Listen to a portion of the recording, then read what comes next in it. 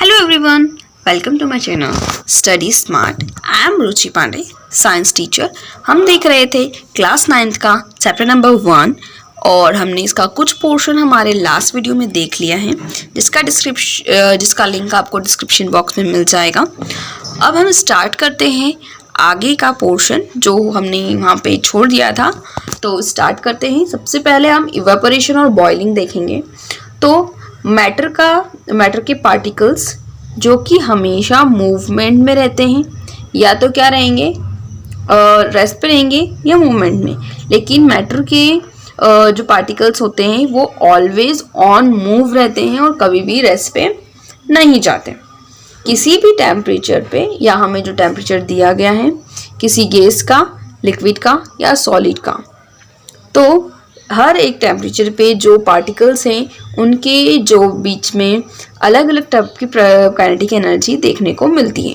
Gas में अलग kinetic energy होगी। अगर हमें लिक्विड फॉर्म में दिया है तो लिक्विड फॉर्म में पार्टिकल्स की एनर्जी अलग होगी और सॉलिड फॉर्म में पार्टिकल्स की एनर्जी अलग होगी। तो डिपेंड करता है वो सॉलिड है, लिक्विड या गैस, उसी पर, और टेम्परेचर पे भी डिपेंड करता है कि पार्टिकल्स के काइनेटिक एनर्जी कितनी है। अब हम लिक्विड का केस लें तो स्मॉल फ्रैक्शन ऑफ जो पार्टिकल्स हैं किसी सरफेस पे, उस पे ज़्यादा एनर्जी लगेगी और उससे हम क्या पढ़ पाएंगे, उसके बीच में जो फोर्सेस ऑफ अट्रैक्शन है एक दूसरे के साथ, उन्हें हम ब्रेक कर पाएंगे और फिर वो काय में चेंज हो जाएगा, वेपर में चेंज हो जाएगा।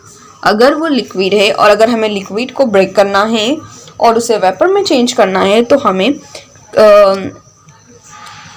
कुछ अमाउंट ऑफ काइनेटिक एनर्जी लगेगी जो कि क्या करेगी, फोर्स ऑफ अट्रैक्शन को तोड़ के उसे वेपर में चेंज करेगी। ये जो फिनोमेना है चेंज करने का लिक्विड को वेपर में किसी भी टेम्परेचर पे, और वो टेम्परेचर उसके बॉइलिंग पॉइंट से कम होना चाहिए, तो उसे हम क्या कहेंगे, एवेपोरेशन।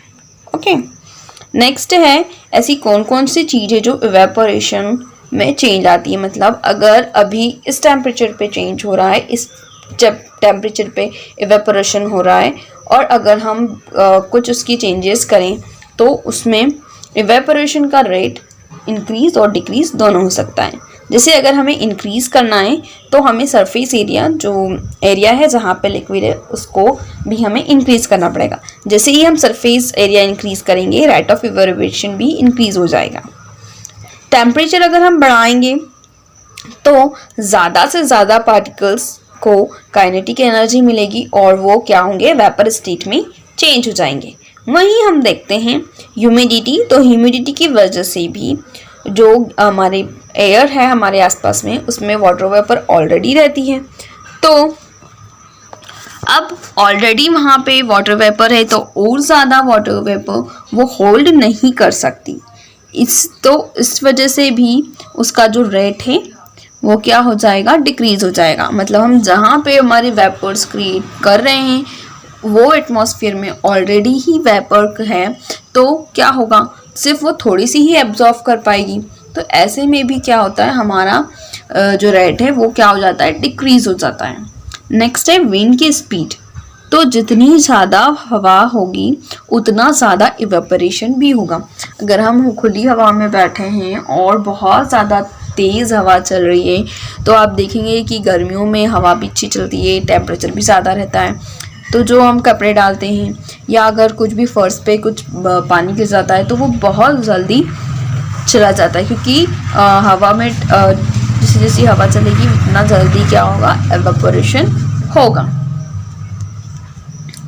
अब एवेपोरेशन के एज ए रिजल्ट कूलिंग भी होती है। तो जो पार्टिकल्स ऑफ लिक्विड हैं जो एनर्जी एब्जॉर्व कर रहे हैं सराउंडिंग से, ठीक है, वो क्या कर रहे हैं, अपनी एनर्जी जो उन्होंने खो दी है उसको रिगेन करते हैं इवेपोरेशन के थ्रू, और इसी की वजह से कूलिंग भी हमें फील होती है। यही प्रोसेस चलती है जो हम मटका देखते हैं, मटके में भी यही प्रोसेस चलती है, जिसकी वजह से क्या होता है, जो अंदर पानी है वो और ज़्यादा ठंडा होते जाता है। अब है इवेपोरेशन और बॉइलिंग, दो चीज़ें हमने देखी, तो दोनों में अंतर क्या है। तो बॉइलिंग जो है वो बहुत बड़ा फिनोमिना है पार्टिकल्स जो है वो बहुत सारे रहते हैं, बल्क वे में होते हैं, और लिक्विड के वो काय में चेंज हो जाते हैं, वेपर में चेंज हो जाते हैं। वहीं इवेपोरेशन जो है वो सरफेस फिनोमेना है। इसमें हम थोड़ा सा ही कोई भी पार्टिकल लेंगे या उसका जो सरफेस एरिया है उसे बढ़ा दिया जाएगा, ठीक है, और वो क्या करेंगे, सरफेस से ही एनर्जी गेन करेंगे, और एनर्जी गेन करेंगे जिसकी वजह से उनके फोर्सेस ऑफ अट्रैक्शन ब्रेक होंगे और वो लिक्विड से चेंज हो जाएंगे वेपर स्टेट में। ओके, नेक्स्ट है केल्विन एंड सेल्सियस स्केल। तो टेम्परेचर को नापने के लिए दो स्केल यूज़ किए जाते हैं।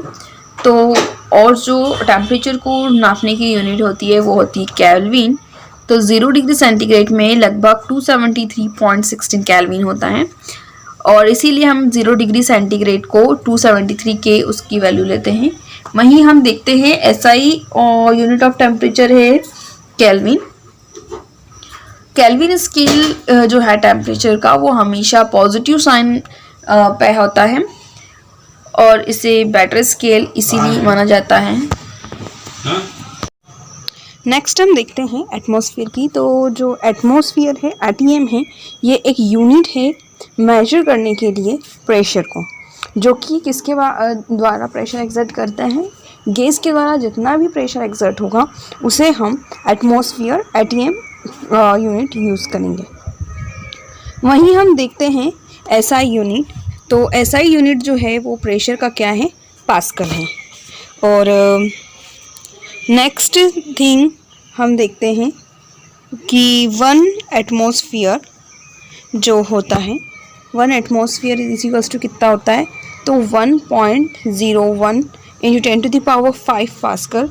इसका बोल सकते हैं कि इसमें इतने पास्कल आ जाते हैं। ओके, वहीं हम देखते हैं कि जो प्रेशर ऑफ एयर है, किसी भी एटमॉस्फेयर पे जो एयर का प्रेशर बढ़ता है उसी को हम एटमॉस्फेरिक प्रेशर भी कहते हैं।